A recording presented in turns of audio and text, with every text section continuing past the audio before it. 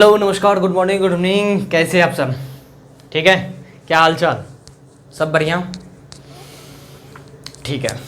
तो हम लोग जैसे कि हम लोग 2 लेक्चर्स को हम लोग पूरी तरह से कंप्लीट कर पाए। ठीक है? तमाम तरह की बातें हम लोग देखें, ग्राफ के माध्यम से देखें। ठीक है? ग्राफ के माध्यम हम लोग इसलिए लिए क्योंकि आप लोग को डोमेन रेंज ही खेला है। ठीक है? जब किसी को औकात को पता होगा तभी तो खेला होता है। ठीक है? तो इसको भी साइन कॉस टेन कोसेक होता है ना, इसका भी एक औकात होता है। औकात बोले तो डोमेन रेंज। ठीक है? मेरी बातों को बुरा मत मानिएगा। ठीक है? अब यहाँ पर हम लोग बात करें लेक्चर 3 में इन्वर्स त्रिकोणमिति फंक्शन। आज हम लोग पहुँच गए हैं इन्वर्स त्रिकोणमिति फंक्शन पे पूर्ण रूप से। बहुत सारे स्टूडेंट्स हैं कि आप लोग को बेसिक की ज़रूरत नहीं है, तो आप लोग लेक्चर 3 से भी देखें। ठीक है? और बहुत सारे जो स्टूडेंट हैं जिसको बैकलॉग हो गया है, बहुत सारे समझ में नहीं आ रहा है, तो उसको लेक्चर 1 से देखें। उसमें एक एक बात को हम लोग इन्वर्स त्रिकोणमिति के लिए कंप्लीट किए। ठीक है? आगे बढ़े। बढ़िया, सुंदर, क्या? चलो, अब हम लोग यहाँ पर बात कर रहे हैं इन्वर्स त्रिकोणमिति फंक्शन को। सबसे पहले हम लोग यहाँ पर देखें तो पाइथागोरस थ्योरम आप लोग देखे होंगे। पाइथागोरस थ्योरम किस ट्रायंगल्स के लिए यूज होता है, किस एंगल्स के लिए यूज होता है? ठीक है, राइट एंगल्स के लिए। तो ये ए होता है, ये बी होता है, ये सी होता है। ये क्या होता है? हाइपोटेन्यूज होता है। ये क्या होता है? परपेंडिकुलर। ये क्या होता है? बेस होता है। ठीक है? अब हमें इसमें से पूछे, हम इसलिए यहाँ पर बता रहे हैं क्योंकि आप लोग को साइन थीटा से आप लोग को कॉस थीटा में जाना पड़ेगा। ठीक है? साइन थीटा से कॉस थीटा में जाना पड़ेगा। यदि टेन थीटा से आपको कोसेक थीटा में जाना पड़ेगा। ठीक है? तो उसके लिए आप लोग को पाइथागोरस का थ्योरम का ही यूज करना पड़ेगा। ठीक है? ठीक है, बिल्कुल। क्या बताएं कि जब आपको कोई साइन थीटा यहाँ पर दे दे, अब आपको साइन थीटा का कुछ वैल्यू रहेगा, मान के चलो 3/4। ठीक है? आप लोग को टेन थीटा के वैल्यू पूछते हैं। ठीक है? टेन थीटा लाना पड़ेगा। ठीक है? टेन थीटा लाना पड़ेगा। तो उसके लिए क्या करेंगे? तो हम लोग इसी को पाइथागोरस पर बाबा को याद रखना पड़ेगा। तो इसमें हमें कोई ए बी की वैल्यू पूछे, ए बी की वैल्यू क्या होता है? तो ए सी का स्क्वायर माइनस बी सी का स्क्वायर। बी सी की यदि कोई पूछ ले तो क्या होगा? ए सी का स्क्वायर माइनस ए बी का स्क्वायर। ठीक है, बिल्कुल। अब हमें कोई ए सी का पूछ दे तो ए सी के लिए क्या करेंगे? ए बी का square minus plus B C का स्क्वायर। ठीक है? ये कोई 90 डिग्री होता है। ठीक है? ये कोई 90 डिग्री होता है। बी के लिए हम लोग ये निकाल पाए हैं। ठीक है? अब इसमें साइन टेन कोट कोसेक ये सब तमाम तरह की बातें आप लोग देखे होंगे। ठीक है? हम लोग उतना बेसिक नहीं जाएंगे। अब हम लोग थोड़ा सा आगे की ओर बढ़ते हैं। ठीक है? टेबल की बात करें। ठीक है? कुछ टेबल्स की यदि बात करें तो हम लोग टेबल देखे थे कल भी, थोड़ा सा देख लेते हैं यहाँ पे। ठीक है? क्योंकि टेबल पे ही यहाँ पर खेला होगा। यहाँ पर टेबल पर ही खेला होगा। ये 30 डिग्री होता है और ये क्या होता है? 45 डिग्री होता है। ये होता है 60 डिग्री और ये होता है 90 डिग्री। ठीक है? ठीक है? ठीक है? ये ठीक है?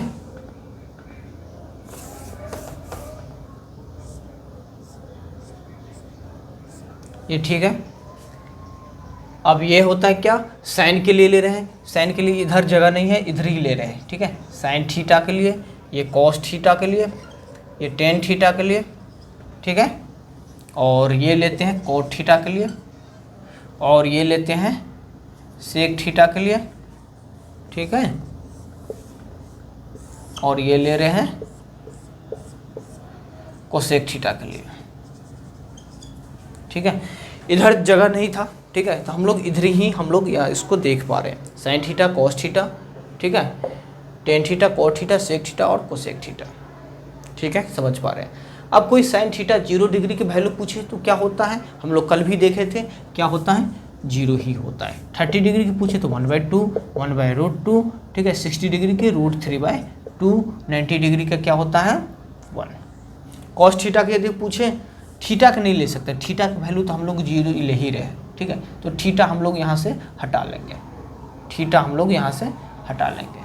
तो कॉस के लिए 0 डिग्री क्या होता है? 1 होता है। ये 30 डिग्री के क्या होता है?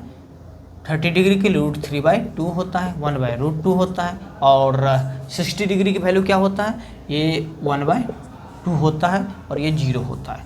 अब तो कोई बात नहीं है, अब 10 को निकालना है तो इन दोनों को डिवाइड कर दो, क्या होगा ये 0 हो जाएगा और ये 1/√3 हो जाएगा और ये हो जाएगा 1 और ये हो जाएगा कितना √3 और ये होता है इन्फिनिटी।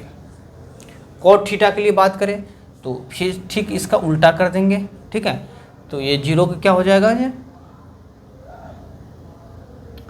ये 0 ही हो जाएगा और 1/√3 के लिए क्या करेंगे, ये √3 हो जाएगा, 1 का 1 ही हो जाएगा और 1/√3 यहाँ से आ जाएगा और यहाँ से 0 आ जाएगा, ठीक है। हम लोग बात जान पाए बिल्कुल। अब सेक थीटा के लिए 0 के लिए क्या करेंगे 1 होता है और ये 2/√3 और सेक थीटा के लिए 60 डिग्री के लिए हम क्या करेंगे 2 और ये कितना हो जाएगा ये इन्फिनिटी और कोस थीटा के लिए इसको उल्टा करेंगे तो क्या हो जाएगा इसका, ये तो 0 हो जाएगा, 1/2 का 2 हो जाएगा, ये हो जाएगा कितना √2 और 2/√3 और इसका उल्टा कर रहे हैं साइन का, ये कितना हो जाएगा 1, ठीक है। इसकी चार्ट्स को हम लोग यहाँ पर देख पा रहे हैं, ठीक है। हम लोग ये चार्ट को हम लोग यहाँ से देख पा रहे हैं, सारे के सारे चार्ट्स को हम लोग यहाँ से देख पा रहे हैं।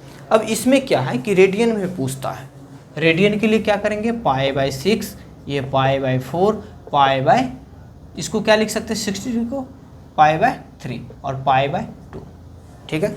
अब इसमें से आप लोग को पूछ दे कि साइन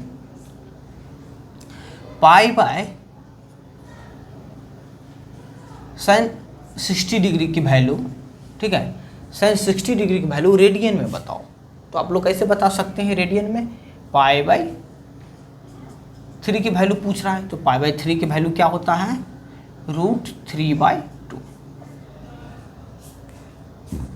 ठीक है, ठीक है। आप लोग समझ पा रहे हैं बिल्कुल। अब यहाँ से कोट √3 की वैल्यू किस पे आता है, कॉट इसमें देख लो ना, कॉट √3 किस पे आता है 30 पे ना, तो 30 को क्या लिख सकते हैं π/6 लिख सकते हैं बिल्कुल। रेडियन में तो π/6 ही तो लिख सकते हैं, बिल्कुल लिख सकते हैं। अब यहाँ से कोई आपसे पूछ दे कि 10 1/√3, अब 10 1/√3 देख लो किस पे आता है 30 पे, तो 30 को क्या लिख सकते हैं π/6 लिख सकते हैं, ठीक है, π/6 लिख सकते हैं। तमाम तरह की बातें हम लोग यहाँ पर जानकारी ले रहे हैं, बिल्कुल ले रहे हैं। अब हम लोग थोड़ा सा आगे की ओर चलते हैं, ठीक है। अब हम लोग रेडियन में भी वैल्यू निकालना जान पा रहे हैं, अब हम लोग थोड़ा सा आगे की ओर चलते हैं।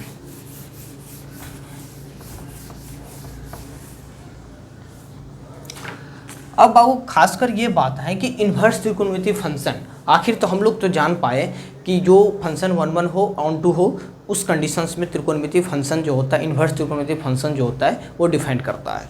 अब कहने का अर्थ वो ये हुआ कि मान के चलिए कोई ए है, ये कोई बी है, ठीक है, ये कोई ए है, बी है, सी है, डी है, इसमें एलिमेंट है और डी है और मान के चलिए एफ है, जी है, एच है और के है, ठीक है।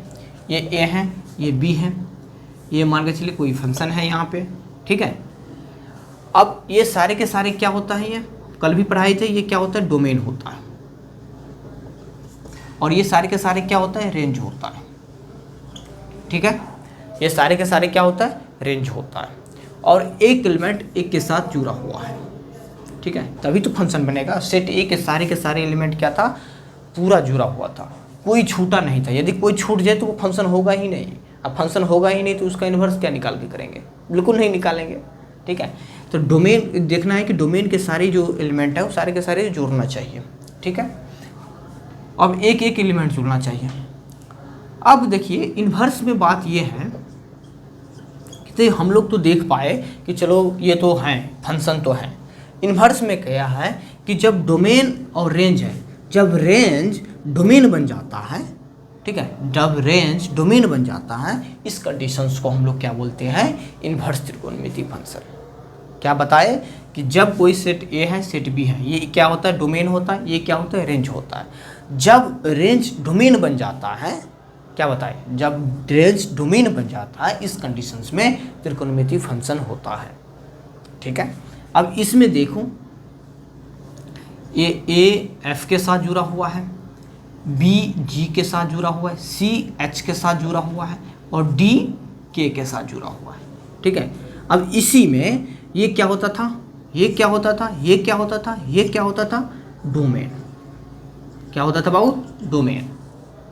और ये क्या होता था आज के डेट में ये क्या होता था, रेंज। लेकिन जब इन्वर्स की बात आए तो ठीक इसका उल्टा कर देंगे, रेंज इसका डोमेन बन जाएगा। तो एफ ए कर देंगे, ठीक है, और एच बी कर देंगे, ठीक है, जी बी कर देंगे और एच सी कर देंगे और के डी कर देंगे। और ये क्या हो जाता है, इन्वर्स फंक्शन। इसी को हम लोग बोलते हैं ट्रिगोनोमेट्रिक इन्वर्स त्रिकोणमिति फंक्शन। ठीक है, अब इन्वर्स त्रिकोणमिति को हम लोग दिखाएंगे कैसे, ठीक है, हम लोग दिखाएंगे कैसे, किसको लिखते कैसे हैं। अब यहाँ से देख पा रहे हैं तो त्रिकोणमिति इन्वर्स क्या होता है, इसको हम लोग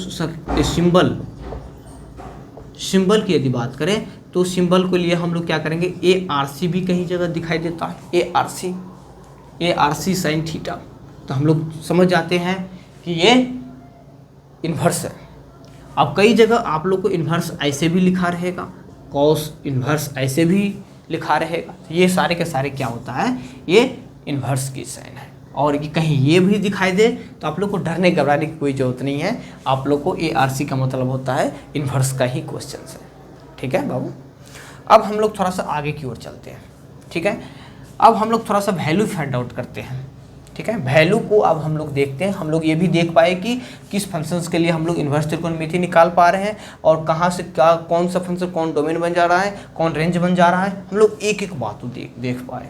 ठीक है, अब हम लोग थोड़ा सा आगे की ओर देखते हैं और आगे की ओर फंक्शन को वैल्यू हम लोग को फाइंड आउट करते हैं। कुछ वैल्यू को हम लोग यहाँ पर लिखेंगे। ठीक है, सबसे पहले हम लोग यहाँ पे आप लोग देख सकते हैं, स्क्रीनशॉट भी ले सकते हैं, इसको मिटा दे रहे हैं। कोई पूछे कि cot inverse √3 sec inverse √2 cos inverse 1/√2 minus में 1। ठीक है, अब यहाँ से हम लोग देख पा रहे हैं तो कॉट इनवर्स 1/√3। ठीक है, अब इस वैल्यू को हम लोग को थोड़ा सा फाइंड आउट करनी है। हम लोग क्वेश्चन थोड़ा सा लिए हैं। ठीक है, अब क्योंकि हम लोग इन्वर्स त्रिकोणमिति के आप तो कर सकते हैं बिल्कुल। हम सबसे पहले त्रिकोणमिति फंक्शन को देखिए, चार्ट आप देख रहे हैं कि इन्वर्स त्रिकोणमिति फंक्शन का चार्ट। अब यहाँ से देख पा रहे हैं, ग्राफ देखेंगे दूसरे लेक्चर में। ठीक है, इसको भी ग्राफ को भी नहीं छोड़ेंगे, उसमें भी डोमेन रेंज की बहुत ज़रूरत है। ठीक है, सबसे पहले आप अभी वैल्यू फाइंड आउट कर लेते हैं, इसके बाद दूसरी लेक्चर में हम लोग ग्राफ के माध्यम से देखेंगे डोमेन भी रेंज भी। इन्वर्स का भी होता है, अलग अलग होता है। हम लोग तो देखे त्रिकोणमिति फंक्शन का, अब हम लोग इन्वर्स त्रिकोणमिति फंक्शन का डोमेन देखेंगे, रेंज देखेंगे और ग्राफ देखेंगे। ठीक है, अब देखिए बाबू, कॉट इन्वर्स √3 अभी तो हम सिंपल के लिए तो पता है ना, कॉस थीटा √3 किस पर होता है, रेडियन की वैल्यू अभी तो देखे। अब कॉट इन्वर्स √3 किस पे होता है, देखो √3 कॉट इन्वर्स की यदि बात किया जाए तो √3 किस पे आता है, देखो यहाँ से कॉट √3 किस पे आता है, π/6 पे। ठीक है, रेडियन में वैल्यू देना है, कभी भी इन्वर्स रहे तो रेडियन में वैल्यू देना। अब सेक इन्वर्स √2, सेक इन्वर्स कहाँ है, ये यहाँ, √2 कहाँ है, इस पे, किस पे, π/4 पे। ठीक है, अब कॉस इन्वर्स 1/√2, 1/√2 कॉस इन्वर्स 1/√2 किस पे आता है, π/4 पे। ठीक है, अब यहाँ से देखो ये निगेटिव वाले आ गए, अभी देखेंगे निगेटिव वाले के लिए। कॉट इन्वर्स 1/√3 किस पे आता है, कॉट इन्वर्स देखो कॉट कहाँ है, ये रहा, इन्वर्स 1/√3 किस पे आता है, π/3 पे। ठीक है, π/3 पे। समझ पा रहे हैं, π/3 पे।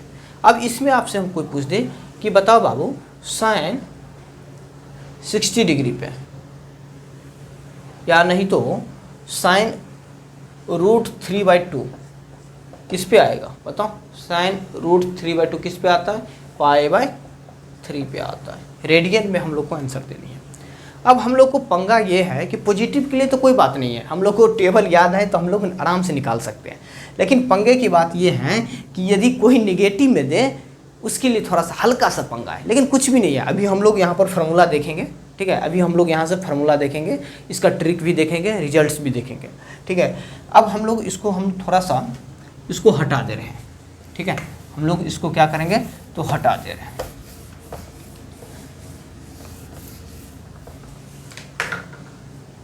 ठीक है, हम लोग थोड़ा सा इसको क्या करेंगे हटा देंगे। अब हम लोग थोड़ा सा देख पा रहे हैं कि जब कोई नेगेटिव एंगल्स कर लिए रहे, पॉजिटिव के लिए तो कोई दिक्कत नहीं है, डायरेक्ट हम वैल्यू ट्रिगोनोमेट्रिक फंक्शन से निकाल सकते हैं, टेबल से निकाल सकते हैं। लेकिन इन्वर्स के लिए, यदि माइनस के लिए क्या करेंगे, तो माइनस के लिए क्या करेंगे, जब कोई फंक्शन मान के चलिए साइन इन्वर्स माइनस में एक्स है, कॉस इन्वर्स माइनस में एक्स है, टेन इन्वर्स माइनस में एक्स है, ठीक है, कॉट इन्वर्स माइनस में एक्स है, और सेक इन्वर्स माइनस में एक्स है, ठीक है, और सेक कोसेक इन्वर्स माइनस में एक्स है, कोसेक इन्वर्स माइनस में एक्स। अब देखिए भाव, अब नेगेटिव में एंगल्स खेल रहे हैं हम, तो पॉजिटिव के लिए तो कोई दिक्कत नहीं था, अब नेगेटिव के लिए आ गया। अब यहीं पे आप लोग को आंसर दे दे कि साइन इन्वर्स माइनस में √3/2, ठीक है, ऐसे भी दे सकता है आप लोग को। तो इसके लिए हम लोग आंसर कैसे निकालेंगे नेगेटिव के लिए? पॉजिटिव के लिए तो कोई नहीं, π/6 हम लोग यहाँ पे π/3 कर देते थे यदि नेगेटिव नहीं रहे, लेकिन नेगेटिव है तो हम लोग क्या कर सकते हैं। अब देखिए इसके लिए क्या करेंगे, कुछ नहीं करेंगे, इसके लिए कुछ हम लोग यहाँ से रिजल्ट्स लिखेंगे। रिजल्ट्स क्या है, इसके लिए रिजल्ट्स क्या है कि रिजल्ट्स के लिए हम लोग ये करेंगे कि देखो कहीं पर भी साइन इन्वर्स माइनस में एक्स है, यहाँ पर क्या लिखे थे, टेन इन्वर्स -1, ठीक है, इसकी वैल्यू फाइंड आउट करनी है, और साइन इन्वर्स माइनस में √3/2 था, ठीक है। अब देखो साइन इन्वर्स माइनस में एक्स है तो क्या होगा, माइनस में साइन इन्वर्स एक्स ही होता है, ठीक है, कुछ नहीं करना है, साइन इन्वर्स एक्स ही होता है। कॉस इन्वर्स माइनस में एक्स है तो कॉस इन्वर्स माइनस में एक्स के लिए क्या करेंगे, pi minus cos inverse X करेंगे, ठीक है, पंगा खड़ा कर रहा है। अब टेन इन्वर्स में क्या करेंगे, माइनस में टेन इन्वर्स ही होगा। कॉट इन्वर्स में क्या करेंगे तो pi minus cot inverse X होगा। सेक इन्वर्स के लिए क्या करेंगे, माइनस में pi minus sec inverse X, और कोसेक इन्वर्स के लिए क्या करेंगे, माइनस में कोसेक इन्वर्स एक्स, ठीक है। हम लोग देख पा रहे हैं यहाँ से हम लोग यहाँ से देख पा रहे हैं, ठीक है, कुछ भी नहीं है, हम लोग को सिर्फ हल्का सा सोचना है। पॉजिटिव के लिए तो कोई दिक्कत नहीं है, ठीक है, पॉजिटिव के लिए तो कोई दिक्कत नहीं है, नेगेटिव के लिए थोड़ा सा सोचना है कि कहीं पर भी यदि कॉस इन्वर्स माइनस में एक्स है तो pi minus cos inverse X करना है, टेन इन्वर्स माइनस में एक्स है तो माइनस में टेन इन्वर्स एक्स करना है, कॉट इन्वर्स माइनस में एक्स है तो pi minus cot inverse X करना है, और सेक इन्वर्स माइनस में एक्स है तो pi minus sec inverse X करना है, कोसेक इन्वर्स माइनस में एक्स रहे तो माइनस में कोसेक इन्वर्स एक्स करना है। इसको हम लोग ऐसे भी याद रखते हैं, हम लोग जब ऑफलाइन के बच्चे हैं उसको हम लोग ऐसे रटवाते हैं कि बाबू आप लोग पासवर्ड जानते हैं, कोड जानते हैं ना, बिल्कुल, कोड कितने अक्षर का होता है, ज़्यादातर 3-4 का होता है ना, बिल्कुल, 1 2 3 याद है क्लास में कैसे आप लोग 1 2 3 करते थे, बिल्कुल, नहीं अभी नहीं बताऊंगा। अब देखिए इसमें क्या है कि आप लोग को ऐसे याद रख सकते हैं कि 2, इसको हम लोग ऐसे भी याद रख सकते हैं 245, दूसरी पर सीरीज में आइए, 2 पर क्या हो जाता है कॉस, 4 पर क्या होता है कॉट, और 5 पर क्या होता है सेक इन्वर्स एक्स। बस 3 ही में आप लोग को तो याद रखनी है, 3 ही में तो याद रखनी है, अन्यथा तो सारे में सारे निगेटिव ही हो जाता है। पाई तो घटाना नहीं पड़ता है, पाई किस में घटाना पड़ता है, 245 में। 245 में कहने का अर्थ ये हुआ कि 2 की जगह कौन है, कोस इन्वर्स एक्स, इसमें क्या करेंगे pi minus cos inverse X घटाना है, और 4 में क्या करेंगे कॉट इन्वर्स माइनस में एक्स है तो pi minus cot inverse X करेंगे, और 205 की जगह क्या है, सीरीज में चल रहे हैं ना, देखो ना बाबू, 1 है, ये 2 है, ये 3 है, ये 4 है, ये 5 है, और ये 6 है, हम सीरीज में जा रहे हैं तो 5 की जगह कौन है, 5 में कौन है, सेक इन्वर्स एक्स, ठीक है। तो pi minus sec inverse X करेंगे, ठीक है। तो सिर्फ आप लोग को कोड याद रखनी है और वैसे क्वेश्चंस आपको बन ही जाएंगे, ठीक है। पंगे नहीं, पंगे नहीं, कोई दिक्कत, कोई दिक्कत नहीं, कोई दिक्कत होना ही नहीं है। सिर्फ 245 आप लोग को याद रखनी है कोड। अच्छा, क्लास में तो हम लोग को बताया था 245 में ही लफड़ा है, इसमें पाई माइनस करना पड़ता है, अन्यथा तो सारे के सारे माइनस में ही खेलते हैं। बस माइनस दे के हम लोग सोल्व कर लेंगे। वैसे ही टेन इन्वर्स माइनस 1 में आपसे कोई पूछे तो क्या हुआ, टेन इन्वर्स माइनस 1 की माइनस 1 कहाँ होता है, पाई बाय 4 पे होता है, पाई बाय 4 पे होता है। तो माइनस में क्या हो जाएगा, पाई बाय 4। देखो ना, टेन इन्वर्स माइनस में एक्स है तो एक्स की जगह 1 बैठा हुआ, तो एक्स की वैल्यू यहाँ पर लिखेंगे माइनस में पाई बाय 4। तो 1 कहाँ पे होता है, पाई बाय 4 पे होता है ना, 45 पे, तो माइनस में पाई बाय 4 हो गया। अब साइन इन्वर्स 1/√3, √3/2 कहाँ पे होता है, 60 पे होता है। तो 60 को रेडियन में कैसे लिख सकते हैं, माइनस में पाई बाय 3। देखो ना, इसमें पाई घटाना है क्या, पाई घटाना है, बिल्कुल नहीं घटाना है। अब यहाँ से कोई पूछ दे कि बताओ कि कॉस इन्वर्स, कोई क्वेश्चन ले लो, कॉस इन्वर्स, अब मान के चलो माइनस में 1/2, ठीक है। अब इसमें क्या करेगा, माइनस में है तो क्या पंगा क्या खड़ा करेगा, पाई माइनस, अब 1/2 कहाँ पे होता है, पाई बाय 6 पे होता है ना, पाई बाय कॉस इन्वर्स कितना होता है, पाई बाय 6 भी तो होता है 1/2, तो ये कितना हो जाएगा, ये 5 पाई बाय 6 हो जाएगा इसका आंसर, ठीक है, ठीक है।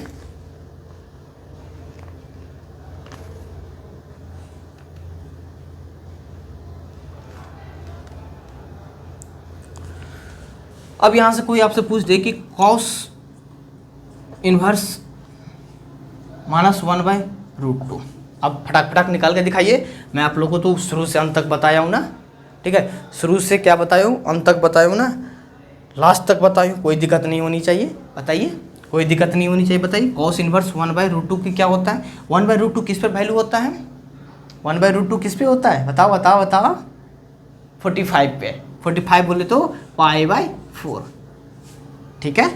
पाई बाय 4 के लिए हम लोग क्या करेंगे, कॉस के लिए क्या करते हैं, कॉस के लिए पाई माइनस कॉस इन्वर्स एक्स करते हैं ना, तो यदि नेगेटिव में है तो इसके लिए क्या करेंगे, पाई माइनस पाई बाय 4 करेंगे। अब इसको तो सोल्व बच्चे भी कर सकता है, ठीक है, दूध पीने वाले बच्चे भी करेंगे। 4 pi minus pi equals to 3 pi by 4, आपका वैल्यू आ गया। कोई दिक्कत, कोई दिक्कत, कोई दिक्कत नहीं, कोई दिक्कत नहीं। तो चलिए हम लोग आज तक के लिए इतना ही रखते हैं, ज़्यादा हार्ड नहीं करेंगे। अब कल हम लोग देखेंगे क्वेश्चंस, बड़े बड़े क्वेश्चंस यहाँ पर देखेंगे, ठीक है, उससे हम लोग आगे की ओर चलेंगे, ठीक है। अभी 1-2 क्लास बेसिक है, आप लोग को डरने घबराने कोई ज़रूरत नहीं है कि अभी तो बेसिक चल रहा है, कोई दिक्कत नहीं, नहीं, बेसिक में ही होता है। जब आप बड़े जा आप यदि बड़े क्लास में जाएंगे, जब आप लोग कंपटीशन की तैयारी करेंगे, जब आप लोग IIT JEE मेंस और एडवांस की तैयारी करेंगे, तो बहुत सारे क्वेश्चन आपको बेसिक से लगेंगे, ठीक है। जब IIT एडवांस का क्वेश्चन को देखेंगे तो उसमें बहुत सारे प्रॉपर्टीज होता है, जैसे एक क्वेश्चन है फंक्शन का, तो उसमें बहुत सारे जो होता है ना नीचे से लगा रहता है, जैसे फंक्शन है, मॉडुलस फंक्शन कोई दे दिया, सिंगम फंक्शन दे दिया, ठीक है, कोई ग्रेटेस्ट इंटीजर दे दिया, फ्रैक्शनल पार्ट दे दिया, तो तमाम तरह की जो होता है ना क्वेश्चन उसमें लटके रहते हैं। तो जब तक बेसिक नहीं जानेंगे तो कैसे होगा, तो इसलिए हम थोड़ा सा बेसिक चलिए और एडवांस की ओर हम लोग चलेंगे, ठीक है। अब हम लोग देख पा रहे हैं, धीरे धीरे करके हम लोग क्वेश्चंस को आगे बढ़ाएंगे, ठीक है। Thank you, best of luck.